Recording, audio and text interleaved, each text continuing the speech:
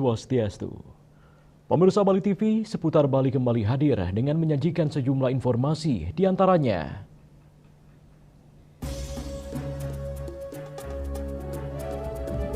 tindak lanjut penutupan, Satpol PP Bali panggil 3 pemilik usaha di kawasan Jatiluwih.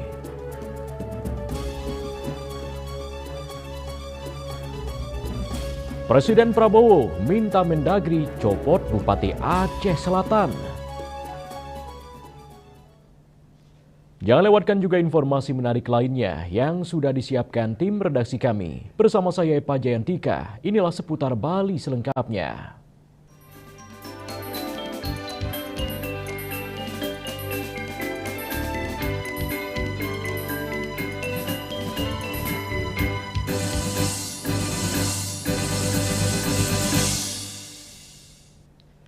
Pemirsa, sebagai tindak lanjut atas dugaan pelanggaran tata ruang dan perizinan di kawasan Jatiluwih, Satpol PP Bali memanggil 3 pemilik usaha di kawasan persawahan Jatiluwih, diantaranya Restoran Gong Jatiluwih, Pondok Makan Sunari Bali, dan Green Point Coffee dan Restoran. Pemanggilan ini terkait verifikasi dan identifikasi usaha yang dijalankan.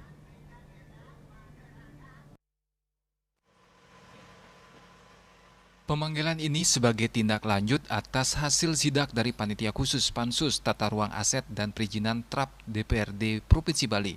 Dari 13 usaha yang ditutup di kawasan Jatiluwih, baru 3 pelaku usaha yang dipanggil untuk menghadap ke Satpol PP Provinsi Bali.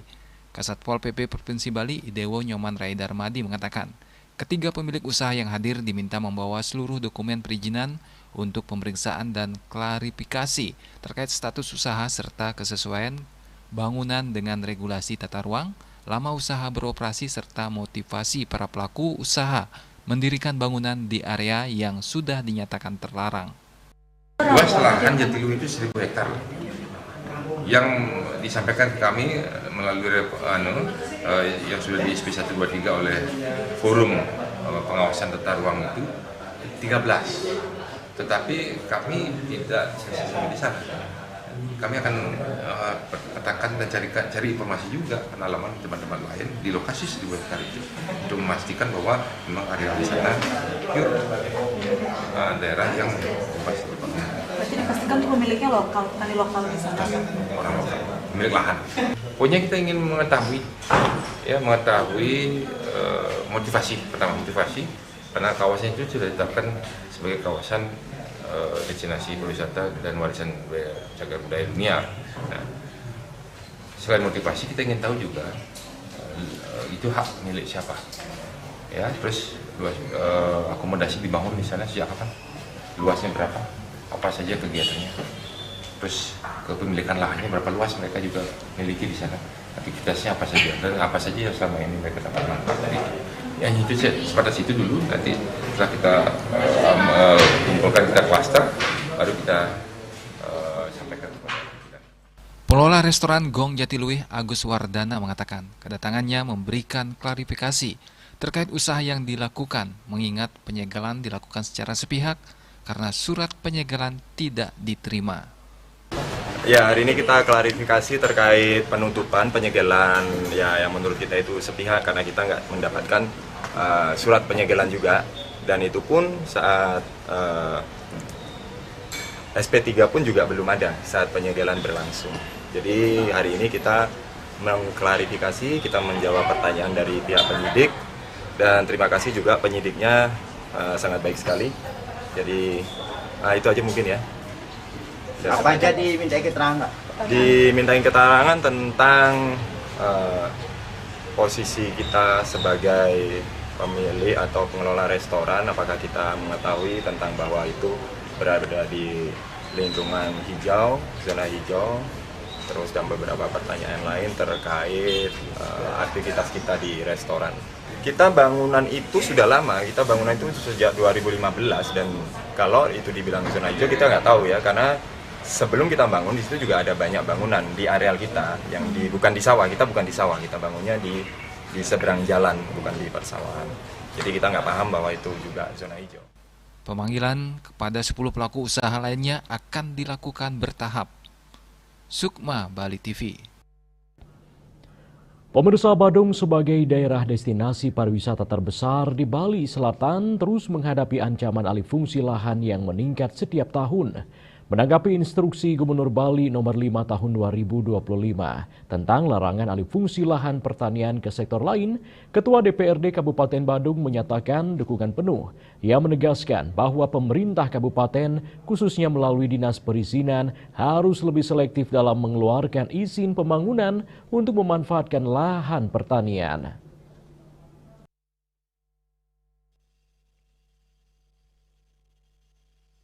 Kebutuhan ruang bagi pembangunan akomodasi wisata, industri hingga perumahan menjadi tekanan serius terhadap keberlanjutan lahan pertanian di Badung. Adanya instruksi Pemkab Badung harus selektif memberikan perizinan lahan pertanian pangan berkelanjutan LP2B dan luas baku sawah LBS yang telah diatur dalam RT/RW dan RDTR. Kebijakan ini dinilai sebagai langkah strategis untuk menahan laju penyusutan lahan pertanian setiap tahunnya. Sebagai destinasi wisata, Badung diharapkan mampu menjaga keseimbangan antara sektor pariwisata dan sektor pertanian agar keduanya dapat berjalan beriringan.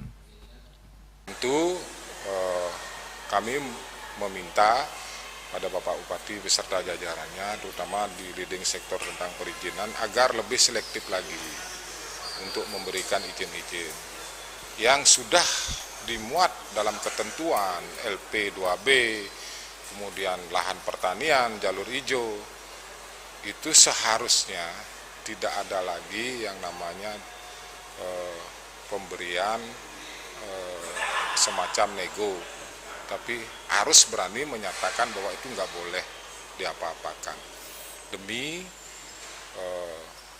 tidak maraknya terjadi alih fungsi lahan di Badung ini. Selama ini Badung telah memberikan insentif berupa pembebasan PBB bagi lahan pertanian. Namun DPRD menilai kebijakan itu belum cukup. Diperlukan program peningkatan kualitas SDM agar generasi muda tertarik terjun ke sektor pertanian, serta penyusunan skema insentif yang lebih komprehensif. Usulan ini diharapkan dapat dibahas bersama para ahli DPRD dan pemerintah Kabupaten Badung demi menjaga keberlanjutan pangan dan ruang hijau di wilayah tersebut. Winata Bali TV. Pemirsa, investasi yang masuk ke Bali kembali menjadi sorotan, terutama terkait pentingnya menjaga keseimbangan antara pembangunan dan pelestarian budaya, adat, dan lingkungan. Dalam kerangka tersebut, Majelis Desa Adat MDA Bali menekankan bahwa setiap investor wajib memahami dan menghormati kearifan lokal yang telah lama menjadi dasar pengelolaan ruang hidup masyarakat Bali. Kewajiban memperhatikan kearifan lokal atau local wisdom sebenarnya telah memiliki landasan kuat sejak lahirnya Perda Nomor 6 Tahun 1986. Aturan tersebut mengatur bahwa desa adat memiliki kewenangan atas wilayah mereka, termasuk kewajiban menjaga kelestarian alam melalui prinsip swadharma. Desa adat bertanggung jawab memastikan harmoni antara manusia, alam, dan Tuhan yang terangkum dalam konsep Trihita Karana. Dalam pelaksanaannya, desa adat memiliki peran penting untuk menentukan zona yang boleh maupun tidak boleh dibangun. Kawasan sawah, hutan, sungai, dan danau dipandang tidak hanya sebagai ruang ekologis, tetapi juga bagian dari identitas budaya yang harus dijaga. Pemahaman terhadap konsep hulu teben yang mengatur tata ruang tradisional menjadi acuan penting dalam mempertahankan keseimbangan wilayah. Karena itu, pelibatan desa adat dalam setiap proses perizinan pembangunan menjadi keharusan. Pemerintah pusat maupun daerah diharapkan menjadikan pertimbangan desa adat sebagai bagian dari evaluasi kelayakan sebuah proyek agar keserasian ruang dapat tetap terjaga. Desa-desa adat kan mempunyai wewengkon dan mempunyai kewajiban swadharma untuk memelihara wewengkonnya, memelihara Trihita Karananya, ya. Dan juga desa-desa adat yang tahu hulu teben juga, hulu teben ya sebenarnya di mana harus membangun begini, mana harus bangun begitu, bagaimana sawah-sawah harus dilestarikan, bagaimana hutan-hutan harus dilestarikan, sungai, danau, itu semuanya swadharma desa adat. Ya, oleh karena itu maka desa adat itu sebenarnya harus ditaati juga, harus dihormati oleh pemerintah pusat, apalagi pemerintah daerah untuk tetap bisa dilibatkan di dalam proses perizinan, diminta pendapat apakah sebuah bangunan begini, sebuah bangunan begitu itu boleh dilaksanakan di desa adat. Kalau tidak, nanti mohon maaf, ini Bali bisa lama-lama bisa Sandiaga keliling Bali nanti seperti itu. Tanpa keterlibatan desa adat, pembangunan dikhawatirkan dapat memicu berbagai persoalan seperti konflik sosial hingga kerusakan lingkungan yang semakin sulit dikendalikan. Bagi Bali yang bertumpu pada harmoni budaya dan alam, menjaga peran desa adat menjadi kunci untuk memastikan pembangunan tetap berkelanjutan. Yana, Bali TV.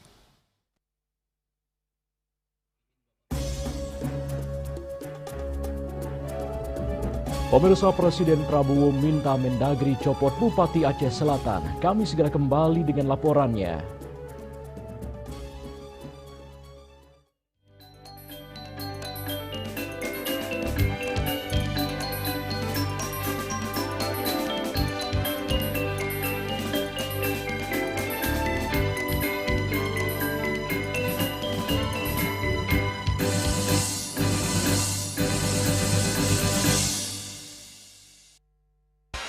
Kak Srido sekarang sibuk apa? Sabtu Minggu ada game. Santai dengan Nana tawa terus mengalir. Seruput aja dulu. Luwak hitam baru dengan teknologi slow roasting bikin nyaman di lambung. Selamat kepada para pemenang undian Kopi Luwak. Terima kasih Kopi Luwak. Menangkan 50 juta atau nonton bareng sepak bola di Amerika. Untuk kalian yang belum menang, buruan kirim. Jangan sampai ketinggalan. Luwak hitam baru, nggak kemanisan, mantap. Tren hidup sehat masyarakat Kota Denpasar semakin populer. Gaya hidup sehat perlu dijaga secara konsisten untuk menjaga kebugaran tubuh. Pemeriksaan rutin juga perlu dilakukan agar kesehatan semakin terjaga. Sekarang, masyarakat bisa melakukan cek kesehatan gratis. Ini merupakan kado ulang tahun dari pemerintah untuk membantu masyarakat hidup lebih sehat. Cek kesehatan gratis meliputi berbagai pemeriksaan dasar dan lanjutan yang bertujuan untuk mendeteksi dini berbagai penyakit dan masalah kesehatan. Masyarakat bisa mengecek kesehatan mereka mulai dari kelompok bayi hingga lanjut usia di puskesmas terdekat.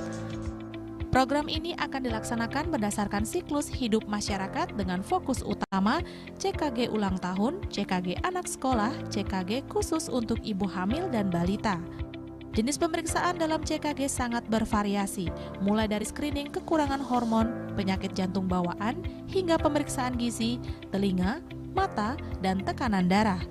Untuk usia dewasa dan lansia, fokus pemeriksaan akan mencakup risiko stroke, jantung, kanker, serta kesehatan mental dan fisik. Untuk mendapatkan cek kesehatan gratis, kita bisa mendaftar lewat aplikasi Satu Sehat Mobile atau WA di 081110500567 atau bisa juga datang ke puskesmas terdekat. Masyarakat bisa melakukan pemeriksaan kesehatan mulai dari bayi hingga lansia di puskesmas terdekat. Ayo cek kesehatan secara rutin dan berkala, agar bisa segera mendapat penanganan bila ada gangguan kesehatan. Lakukan germas, lakukan aktivitas fisik, konsumsi gizi seimbang, cek kesehatan rutin, tidak merokok, tidak konsumsi alkohol, menjaga kebersihan, gunakan jamban sehat. Salam sehat.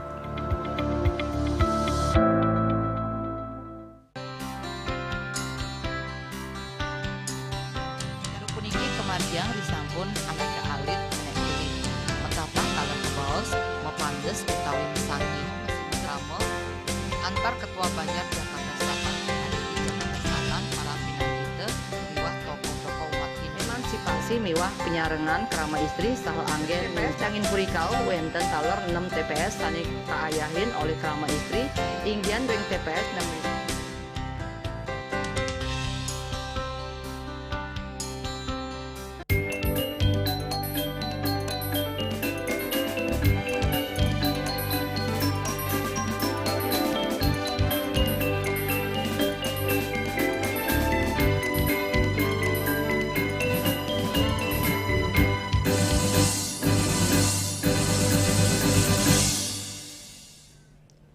Pemirsa, Presiden Prabowo Subianto meminta Menteri Dalam Negeri Tito Karnavian mencopot Bupati Aceh Selatan Mirwan MS yang pergi umrah tanpa mendapat izin saat wilayahnya terdampak bencana banjir dan longsor.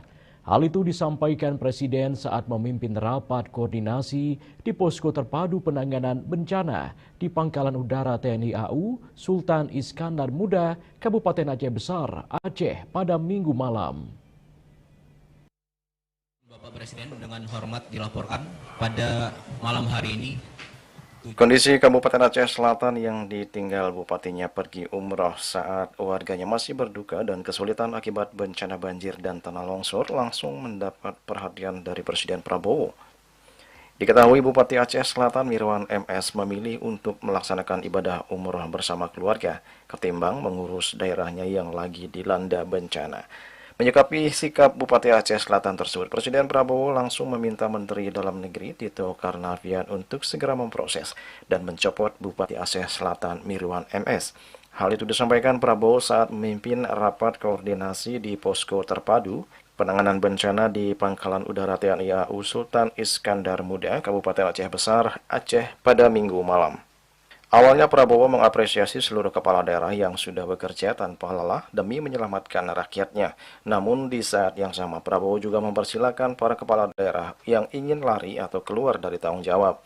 Meski sambil tertawa kecil seolah berkelakar, namun Prabowo memberi peringatan keras bagi kepala daerah yang ingin pergi melarikan diri saat bencana terjadi. Hadir semua bupati, terima kasih ya para bupati, kalian yang terus berjuang untuk rakyat. Memang kalian dipilih untuk menghadapi kesulitan.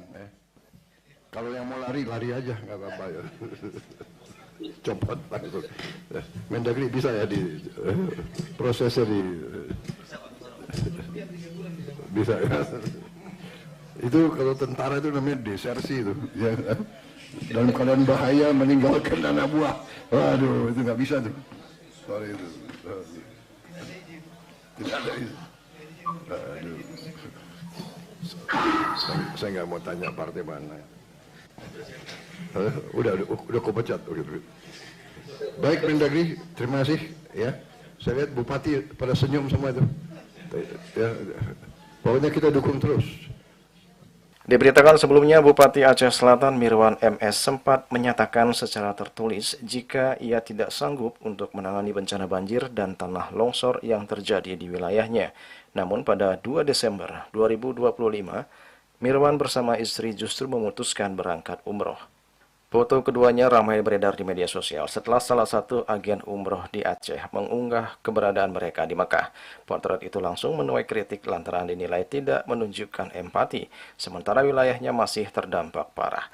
Terlebih lagi pada 5 Desember 2025, Gubernur Aceh Muzakir Manaf menyatakan tidak pernah mengeluarkan izin kepada Mirwan MS untuk melaksanakan ibadah umroh. Juli Suwarti dan Kitos Madiasu melaporkan.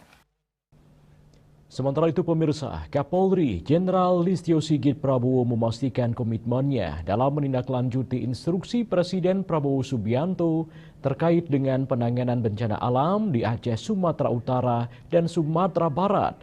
Sigit menegaskan, Korps Bayangkara langsung merespon cepat mengerahkan kekuatan, yakni personel helikopter, pesawat, hingga kapal guna membantu masyarakat yang terdampak musibah bencana alam.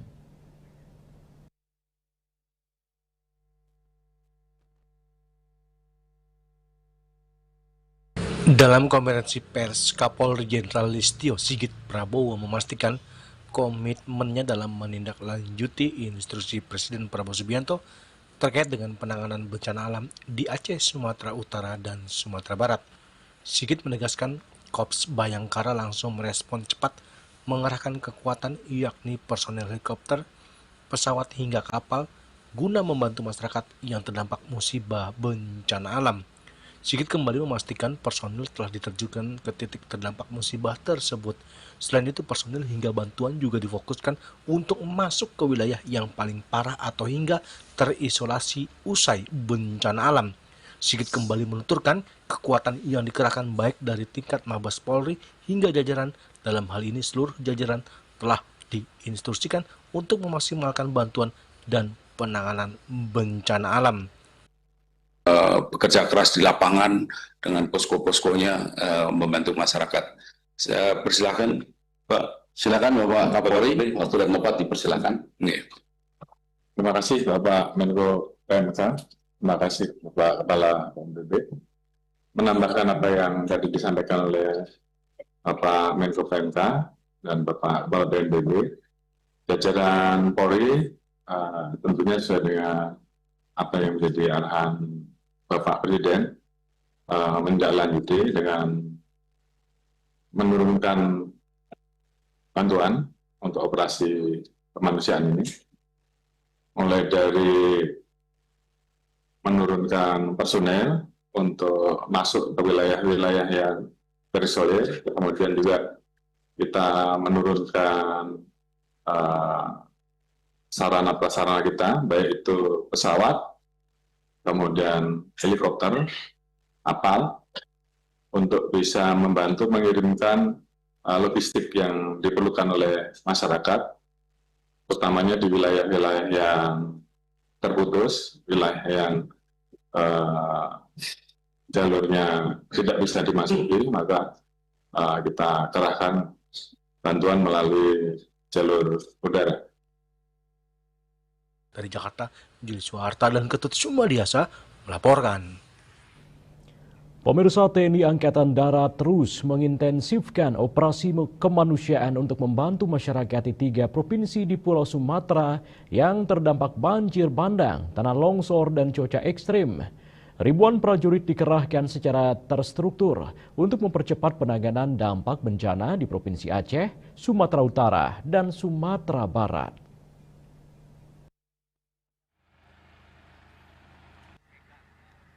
Upaya penanganan dilakukan melalui jajaran Kodam serta satuan teritorial dengan fokus pada pemenuhan kebutuhan paling mendesak di lapangan. Bantuan mencakup dukungan logistik, proses evakuasi, pendirian dapur lapangan, pemulihan sarana umum, hingga pembukaan akses wilayah yang sempat terisolasi.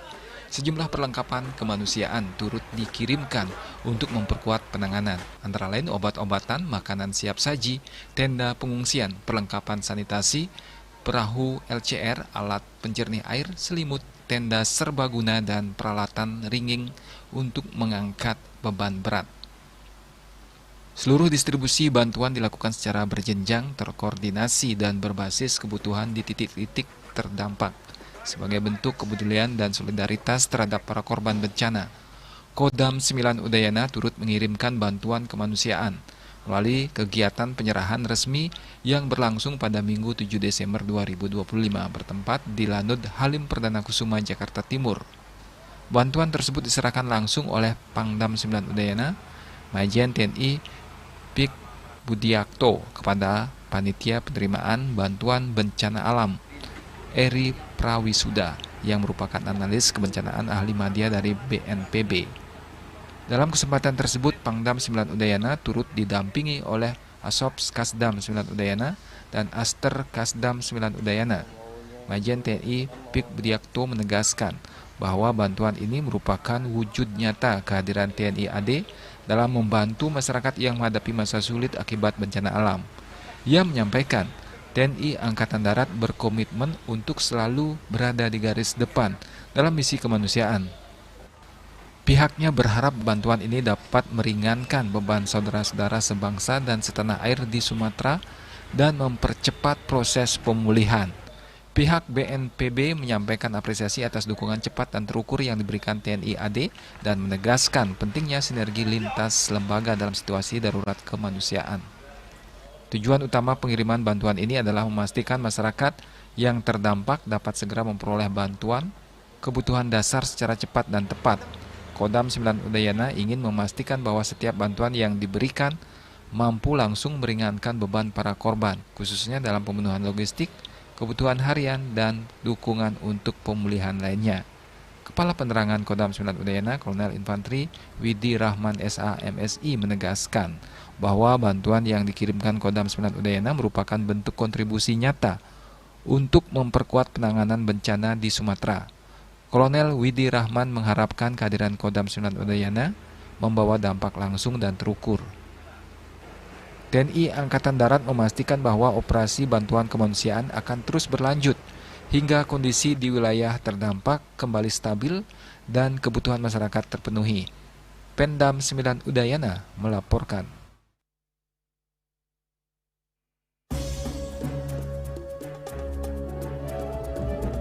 Pemirsa, kami akan segera kembali dengan informasi HUT ke-79. Yayasan Perguruan Rakyat Saraswati Pusat dan Pasar berkomitmen jadi lembaga pendidikan unggul berbasis kerakyatan.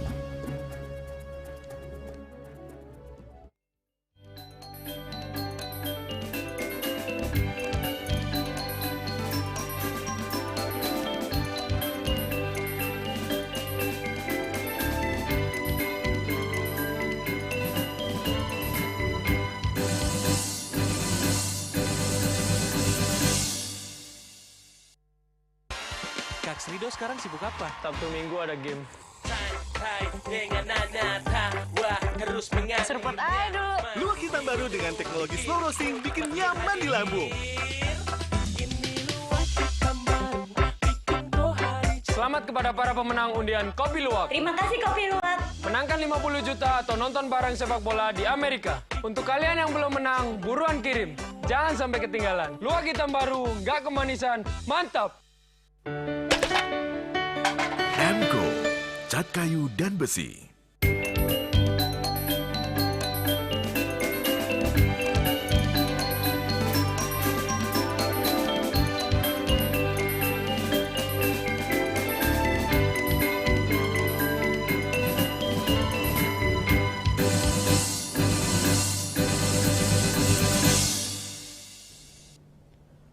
Pemirsa, puncak peringatan Hari Ulang Tahun HUT ke-79 Yayasan Perguruan Rakyat PR Saraswati Pusat dan Pasar berlangsung meriah meski diawali hujan lebat yang mengguyur kota Denpasar. Yayasan yang berdiri pada 8 Desember 1946 ini atas gagasan almarhum I Gusti Putu Merte dan Dr. I Gusti Made Tambo ini kembali meneguhkan komitmennya sebagai pengelola lembaga pendidikan unggul dan berbasiskan kerakyatan. Rangkaian acara sejatinya diawali dengan apel bendera yang rencananya dipimpin Ketua Yayasan Cokorda Istri Sri Ramaswati, namun batal dilaksanakan karena cuaca ekstrim. Meski demikian, seluruh kegiatan puncak tetap berlangsung semarak melalui acara resepsi yang menyajikan berbagai hiburan untuk siswa dan penyerahan 4 hadiah utama berupa sepeda motor. Puncak acara diisi pembacaan maklumat yayasan oleh Sekretaris Yayasan Dewa Gede Sukmantara, serta prosesi pemotongan tumpeng oleh Ketua Yayasan bersama jajaran pengurus. Acara turut dihadiri jajaran pengurus yayasan, diantaranya Ketua Dewan Pembina Gusti Bagus Widara MBA, anggota Pembina Dr. I Gusti Nyoman Susila, Ketua Pengawas Dr. Bagus Putu Putra Suryana, dan I Gede Putu Murah Yudiatmike. Hadir pula Wakil Ketua Yayasan Profesor Murah Subawo, Sekretaris Bendahara dan seluruh pimpinan unit pendidikan di bawah naungan Yayasan Saraswati.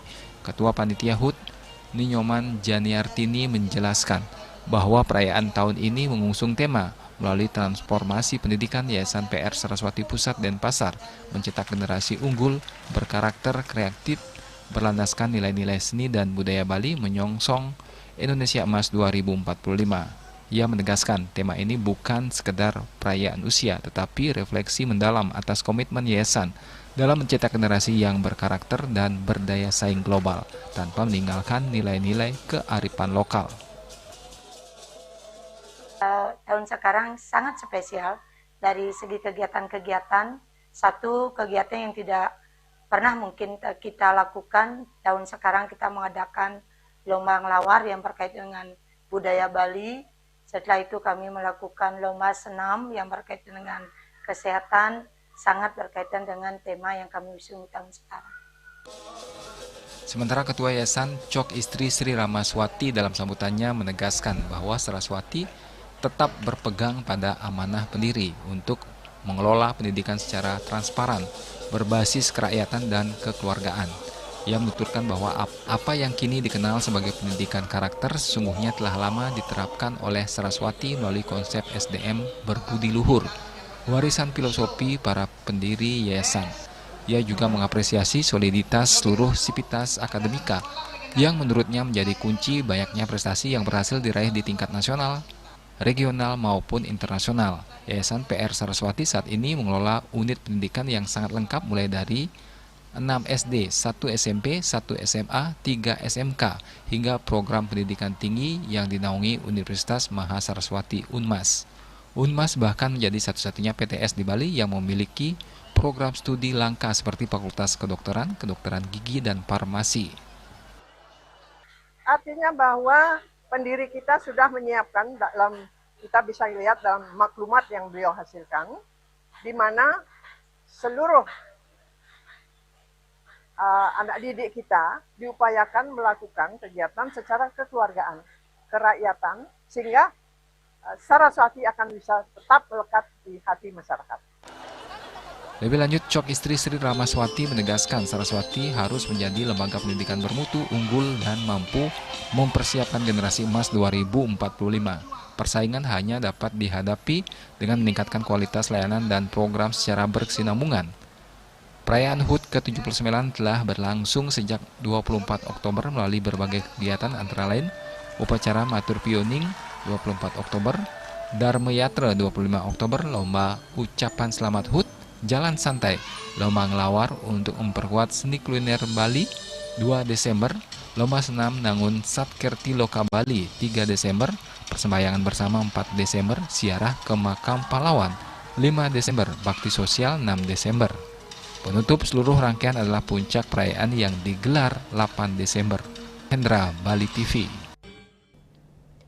Pemirsa, sejak dilantik menjadi PLT Rektor Universitas Mahasaraswati Unmas Denpasar, Profesor Ketut Sukawati Lanang Putra Perbawo sukses mengimplementasikan status unggul Unmas dalam Tridharma Perguruan Tinggi.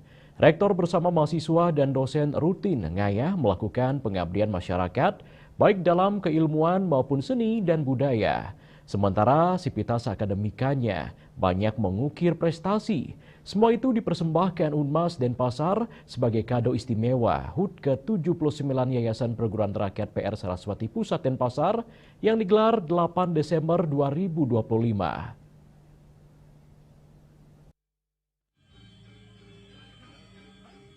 Lanang Putra Perbawo selain dosen bergelar profesor, tetapi juga seniman arje dan topeng kawakan di Bali.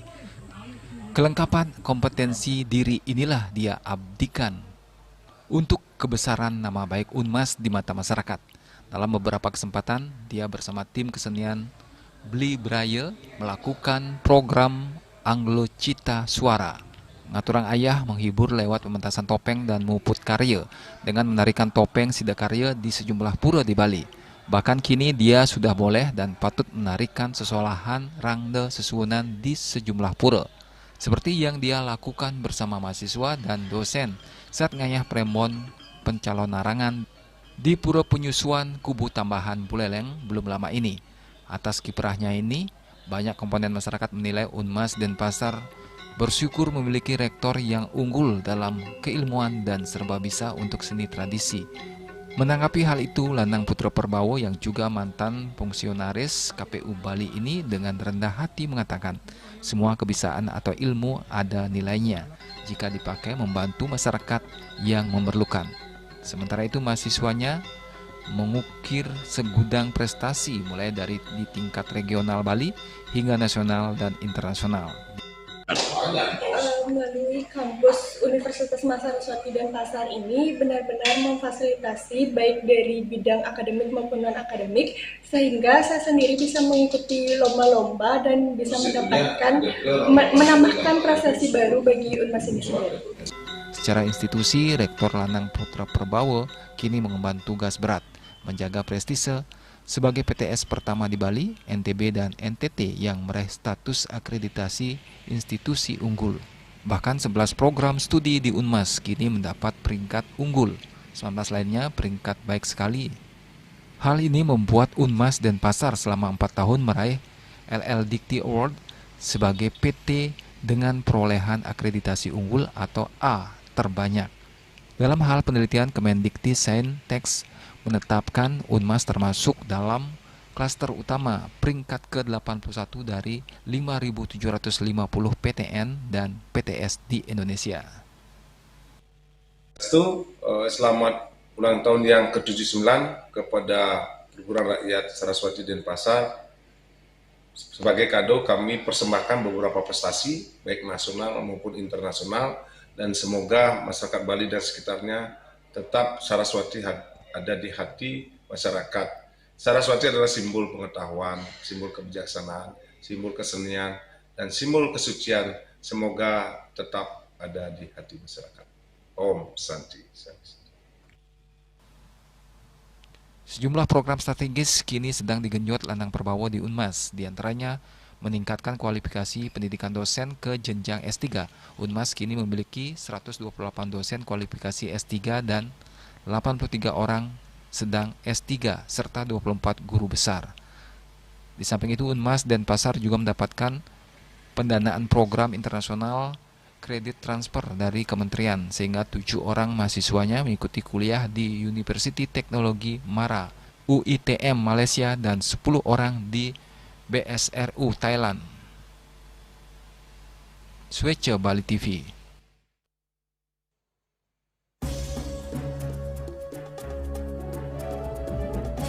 Pemirsa, TPA Suwung kembali lancar. Kami segera kembali dengan informasinya.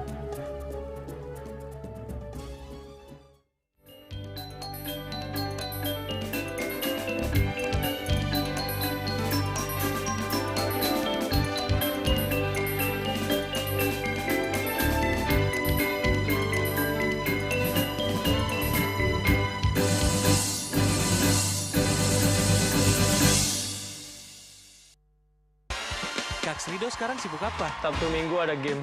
Santai dengan Nana tawa terus mengalir. Serpot aja dulu. Luak hitam baru dengan teknologi slow roasting bikin nyaman di lambung. Selamat kepada para pemenang undian Kopi Luwak. Terima kasih Kopi Luwak. Menangkan 50 juta atau nonton bareng sepak bola di Amerika. Untuk kalian yang belum menang, buruan kirim. Jangan sampai ketinggalan. Luwak hitam baru, nggak kemanisan, mantap. Cat Color dengan daya sebar yang luas, cepat kering, dilengkapi 39 pilihan warna. Kualitas dijamin terbaik. Cat Color, harga ekonomis.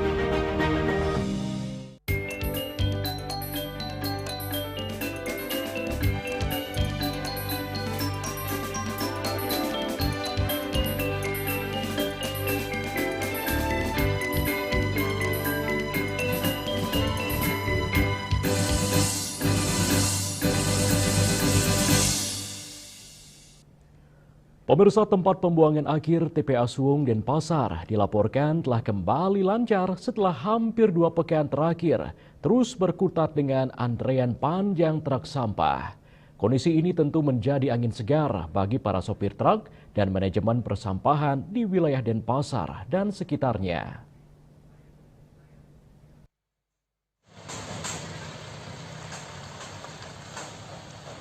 Ditemui tadi pagi usai membuang muatannya di TPA Suwung, seorang sopir sampah Nyoman Dana mengungkapkan kelegaan atas pulihnya kelancaran ini. Menurut pengakuan Nyoman, penyebab utama kemacetan kronis tersebut adalah kerusakan parah jalan akses menuju lokasi pembuangan sampah yang menjadi berkubang. Kondisi ini diperparah dengan curah hujan yang sering turun, mengakibatkan beberapa truk mogok dan ban truk ambles sehingga menghambat laju antrean. Selain itu, Nyoman juga menyoroti jadwal operasional TPA Suwung yang rutin tutup setiap hari Rabu. Semenjak kemarin 2 minggu yang lalu macet terus sampai ya baru sekarang agak mendingan, agak lancar. Apa penyebabnya Pak waktu macet? Jalannya di sana parah Pak, di atas rusak, mobil macet ambles. Terus setelah itu ada gini lagi, ada TPA tiap hari Rabu tutup, itu kendalanya. Hari Kamis itu antre panjang dah untuk 1 hari libur. Terus hari Kamis itu semua ngisi sore Rebo nginep di sini, makanya antrean panjang jadinya gitu. Bapak pernah nginep dari Rebo sampai Kamis? Saya tidak pernah nginep, ambilnya jam 3 malam Pak. Jam 3 malam mengambil, jam 9 saya udah dapat antrian di sana, putar balik dari Serangan. Mulai dah agak gini-ginian karena alat berat sekarang 22 semua garuk. Denpasar 2, Badung 2, alat garuknya dorong satu-satu semua Denpasar sama Badung. Itu juga bikin lancar gitu loh. Namun kini situasi telah kembali normal. Diharapkan kelancaran ini dapat terus dipertahankan agar proses pengolahan sampah di Bali dapat berjalan optimal. Indrawan, Bali TV. Pemirsa, upaya menumbuhkan kecintaan generasi muda terhadap laut terus dilakukan para nelayan di Buleleng, salah satunya dengan menggelar lomba perahu mini yang diikuti ratusan peserta di pantai Raja Tama, Desa Banjar Asam, Kecamatan Seririt. Berikut liputannya.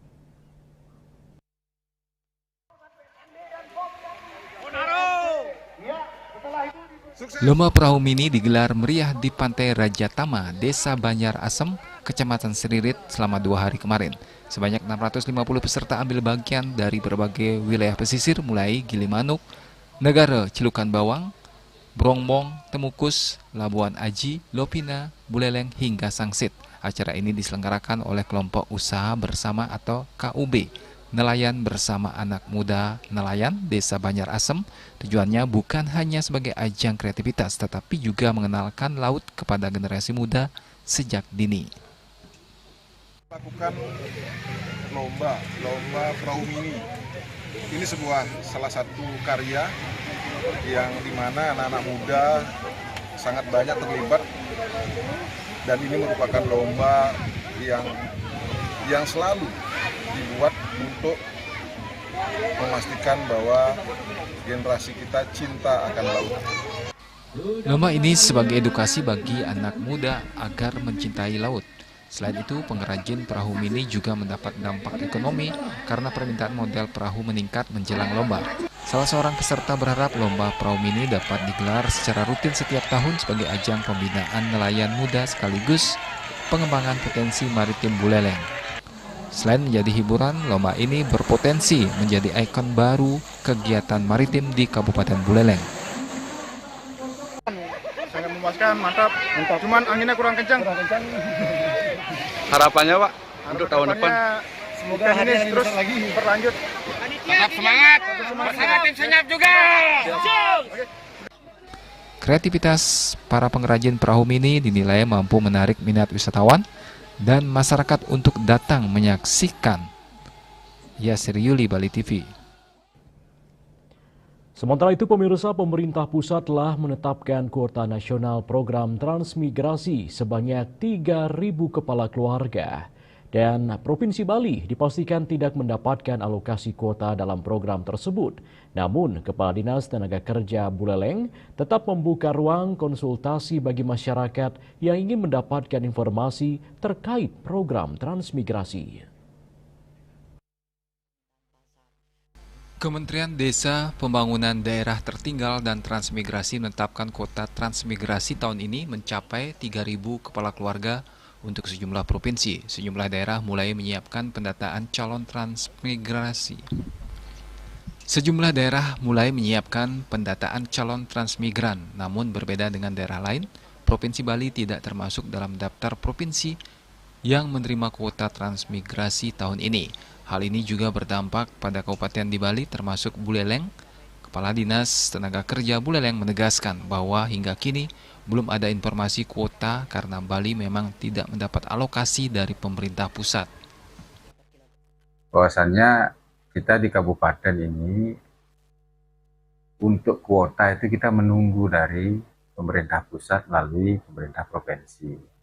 Jadi kita memang di dalam keseharian terus melakukan edukasi atau mungkin memberikan informasi.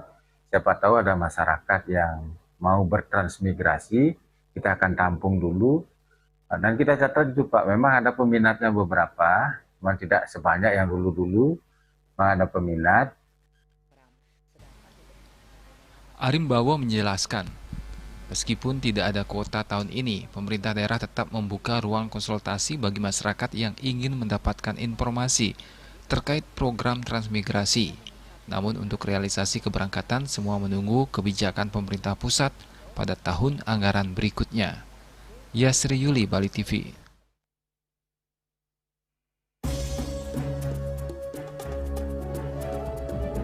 Pemirsa, jangan beranjak dulu, kami segera kembali dengan laporan Tari Sakral Gandrung di Pura Majapahit Monang Maning sudah memasuki generasi ke-7.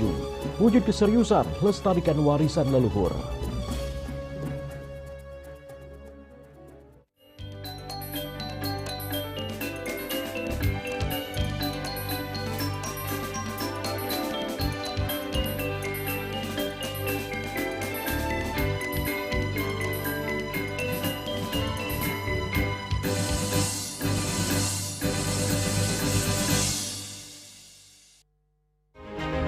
Cat color dengan daya sebar yang luas, cepat kering, dilengkapi 39 pilihan warna.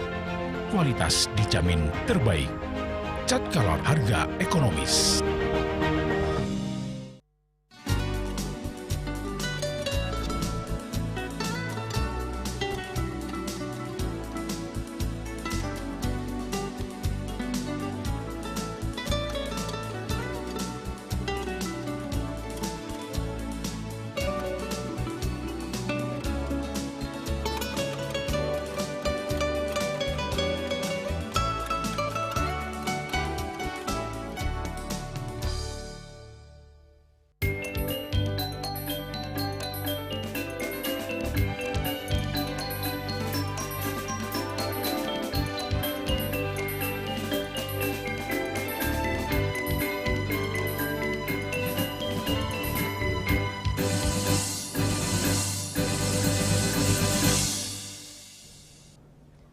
Pemirsa, tari sakral Gandrung di Pura Majapahit merupakan warisan leluhur yang tumbuh di tengah masyarakat daerah Monang Maning dan Pasar.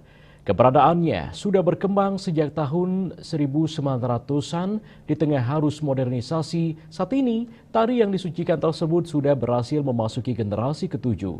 Hal ini sebagai bukti keseriusan masyarakat untuk menjaga, merawat dan melestarikan budaya dan warisan leluhur. Juru Mangku Gede Yudana, pembina Gandrung di Pura Majapahit, menjelaskan tarian sakral tersebut sudah ada sejak tahun 1900-an dan mengalami puncak kejayaan pada tahun 1940-an dengan pinis sepuh penari Gandrung pada masa itu, yakni almarhum I Ketut Mande. Tari Gandrung Monang Maning sebagai varian sakral tari Gandrung sejak tahun 2013 telah ditetapkan sebagai warisan budaya tak benda, bersifat sakral dan disucikan. Meski di tengah arus modernisasi, pihaknya mengaku tidak mengalami kesulitan untuk menyiapkan regenerasi penari Gandrung. Hal ini dilakukan sebagai wujud serada bakti Majeng Ida Sesunan yang berstana di Pura Majapahit, khususnya Sangyang Taksu di Gelungan Gandrung. Lihat dari sejarah perkembangannya, sesungguhnya tari Gandrung ini muncul di zaman feodalisme. Kemudian, sedangkan di Monang Maning, tarian Gandrung ini mengalami puncak kejayaan di tahun 1940-an dengan penarinya yang sangat terkenal, Dino sepuh kita bernama I Ketut Mande dan penabuhnya adalah I Ketut Bojen. Beliau adalah istilahnya maestro daripada tari gegandrungan di Monang Maning. Kenapa? Karena di tangan beliau lah tari Gandrung Monang Maning sangat terkenal. Apalagi sekarang kita lihat generasi muda di Banjar Monang Maning luar biasa. Penggenerasiannya, kemudian dari segi eksistensinya, kemudian dedikasinya kita lihat. Apalagi anak cucu generasi muda kita, ngabdi, ngayah, bakti di Pura Majapahit. Kebetulan juga Gelungan Gandrung ini berstana di Pura Majapahit. Itulah keunikan di Pura Majapahit ini. Generasi kita tidak akan pernah terputus. Seniman tari, seniman tabuh tidak akan pernah hilang. Kenapa? Karena kami sudah betul-betul otodidak, betul-betul punya cinta kasih harmoni, ngayah seragda bakti. Dengan seni kita ngayah, dengan bakti kita memohon kesehatan. Saat ini penari Gandrung Monang Maning sudah berhasil memasuki generasi ke-7. Selain itu berlandaskan ketulusan ngayah, rasa cinta kasih dalam merawat warisan budaya yang diwariskan, pihaknya juga sudah mulai menyiapkan penari sebagai generasi ke-8 dan ke-9. Perasaan saya senang dan bangga bisa menarikan gandrung ini dan bisa melestarikan kesenian sakral yang ada di Pura Majapahit. Harapan saya semoga tarian gandrung ini terus dilestarikan oleh generasi berikutnya. Khusus di Kota Denpasar, tari gandrung merupakan ikon yang hanya bisa ditemui di 4 wilayah, yakni Menang Maning, Ketapian Tembau Klod, dan Batan Ketah. Pihaknya berharap tari gandrung Menang Maning bisa eksis sebagai warisan budaya tak benda, sehingga semua bangga masyarakat bisa semakin melestarikan budaya sakral tersebut. Juliana, Bali TV. Pemirsa, upacara pengerebongan di Pura Agung Petilan Kesiman Petilan yang jatuh pada Reditepon Wuku Medang Sia berlangsung dengan khidmat dan lancar meski kompleks pura tengah menjalani restorasi besar-besaran. Rangkaian ngerebong kali ini telah dimulai sejak Manis Galungan melalui prosesi pengilen, dilanjutkan dengan pengebekan, pemendakan hingga Hari Suci Kuningan dan mencapai puncaknya pada pelaksanaan pengerebongan kemarin. Restorasi besar di Pura Agung Petilan meliputi perbaikan pemental agung, penyengker, hingga sejumlah gedong pura yang saat ini masih dikerjakan dan belum sepenuhnya rampung. Meski demikian, seluruh prosesi tetap dapat dilaksanakan dengan tertib setelah dilakukan pengaturan jalur dan penyesuaian area yang telah selesai diupacarai. Juru Desa Adat Kesiman Juru Mangku Wisne menjelaskan bahwa sejak awal telah direncanakan agar rangkaian pengerebongan tahun ini diselenggarakan dengan konsep mubeng atau penyederhanaan tata cara. Fokus dipusatkan pada pelaksanaan upakara atau aci sebelumnya, mengingat kondisi pura yang sedang direstorasi. Pada paruman pura seminggu sebelum pelaksanaan, kami telah menyepakati untuk menyesuaikan situasi. Sistem ngerebong tidak bisa dipastikan apakah Ida Betara menginginkan ngider atau Ider Buano atau tidak. Maka dari itu kami bersiap dengan segala kemungkinan. Apakah beliau akan menginginkan mengintar ngider Buana atau tidak? Nah, itu kami tidak bisa memastikan seperti itu. Hanya saja konsepnya sudah kami memutuskan untuk ngubeng terlebih dahulu. Namun tadi sudah ada pemus walaupun ngubeng ini tidak dilaksanakan Ida Betara lunga ke Pura Agung Petilan, semua Ida Betara lunga tapi tidak dilaksanakan aturan di payogan masing-masing. Beliau tidak dari pura-pura tidak lunga ke Pura Agung Petilan. Tidak ada prosesi ataupun pelaksanaan pembuatan penjor yang dari Yowana atau Wimbakara dengan konsep penjor yang memang besar seperti itu tidak dilaksanakan, atau kegiatan penunjang Wimbakara lembang lawat dan lain sebagainya tidak dilaksanakan. Kita konsentrasi ke yatnya seperti itu. Namun lanjut Juru Mangku Wisne, pada hari pelaksanaan terdapat pemus yang menjadi pertanda bahwa Ida Betara menginginkan prosesi mengitari. Oleh karena itu, pengerebongan pun tetap dilaksanakan secara lengkap dengan ngider wantilan sesuai pakem tradisi. Tadi karena ada pemus, maka wajib melaksanakan pengerebongan lengkap. Prosesi berjalan melalui ngider wantilan beberapa sisi pura yang restorasinya sudah rampung dan telah diupacarai. Juga sudah dapat diakses untuk menuju ke Jaba Sisi sehingga rangkaian berjalan lancar. Pelaksanaan pengerebongan hari ini mendapatkan apresiasi dari Kramo karena meski berada di tengah proses renovasi besar, seluruh rangkaian tetap berjalan sakral, tertib dan sesuai tradisi. Upaya penyesuaian yang dilakukan Desa Adat Kesiman dan panitia upacara menjadi kunci kelancaran pelaksanaan upacara yang sangat dinantikan ini. Hendra, Bali TV. Pemirsa, di balik hiruk-pikuk keindahan kota Denpasar, ada sosok-sosok yang bekerja tanpa lelah menjaga kebersihan lingkungan. Salah satunya adalah Nyoman Dane, seorang sopir truk sampah yang telah mengabdikan dirinya selama 14 tahun. Berikut laporannya dari kawasan TPA Suwung, Denpasar.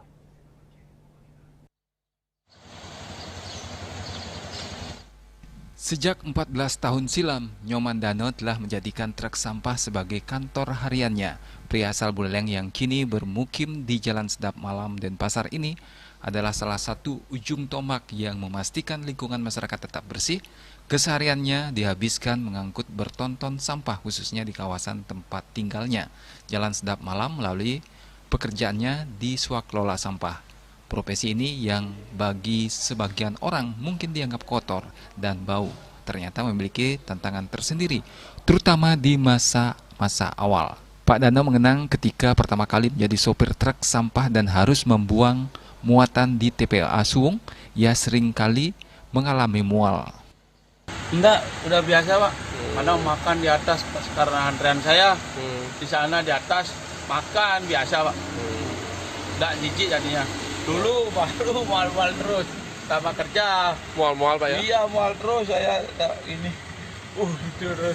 Untung waktu itu ya lancar-lancar terus kan, bisa lah habis garuk makan di warung gitu di depan. Iya santai dulu di sana. Terus saya minum Proma Pak. Oh gitu. Biar kuat perutnya. Kalau enggak itu enggak kuat. Nyium bau aja. Mual terus ya. Kalau sekarang di mana-mana udah terbiasa. Aman makan ya, terbiasa dah. Tantangan tak hanya soal bau, namun juga perubahan kondisi di tempat pembuangan akhir atau TPA. Pak Dana merasakan betul perbedaan signifikan dalam proses pembuangan sampah. Banyak gini Pak, lancar masih sampah nggak tinggi. Masih ya datar, lancar, sampai sini langsung digaruk. Nggak pernah macet gitu loh, enak dulu. Semenjak ini dah 4 tahun, 3 tahun tuh tinggi mulai dah macet dah mulai. Ya macetnya 2 jam, 3 jam dah biasa tuh. Kalau seharian tuh baru susah Pak. Meski harus berkutat dengan antrean panjang dan bau tak sedap, Pak Dano mengaku profesinya ini membawa berkah. Penghasilan sebagai sopir truk sampah dinilai cukup untuk menopang kebutuhan rumah tangganya, terutama untuk menyekolahkan kedua anaknya yang saat ini duduk di bangku sekolah menengah atas. Saat disinggung mengenai isu penutupan TPA Suwung yang kini menjadi sorotan, Pak Dana hanya bisa pasrah. Baginya, penutupan TPA adalah kebijakan yang harus diikuti dan ia akan siap menghadapi perubahan yang mungkin terjadi pada jalur rezekinya. Ya, mudah-mudahan pikiran saya lagi 2 hari lah gitu, karena saya ya anggaplah udah saya setengah umur, 55 umur saya. Kalau selain ini ya kita bisa nyari pekerjaan lagi Pak, susah jadi ya. Soalnya umur saya udah 55, kan jarang orang terima supir kalau umur 55. Kalau udah selain ini masih yang lanjutkan lagi 2 tahun itu supaya kan ya bisa lah kita berpikir panjang itu. Karena saya masih nampain orang, anak saya 2. Nyoman Dano adalah gambaran pekerja keras yang tak pernah menyerah demi menafkahi keluarga. Keberadaannya dan rekan-rekan sopir truk sampah lainnya adalah jaminan bahwa Denpasar dapat terus menjalankan aktivitasnya dengan bersih. Ini merupakan sebuah dedikasi yang patut diapresiasi. Indrawan, Bali TV. Dan kini kami sampaikan informasi perakiraan cuaca untuk kabupaten kota di Bali.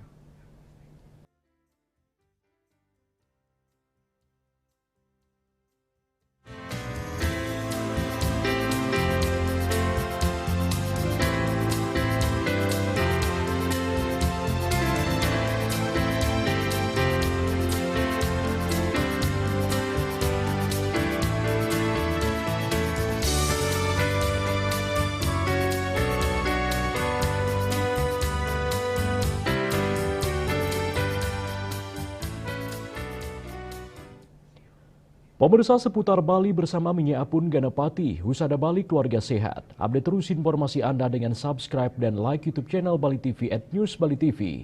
Mewakili redaksi yang bertugas, saya Epa Jantika pamit undur. Terima kasih atas perhatian Anda dan sampai jumpa.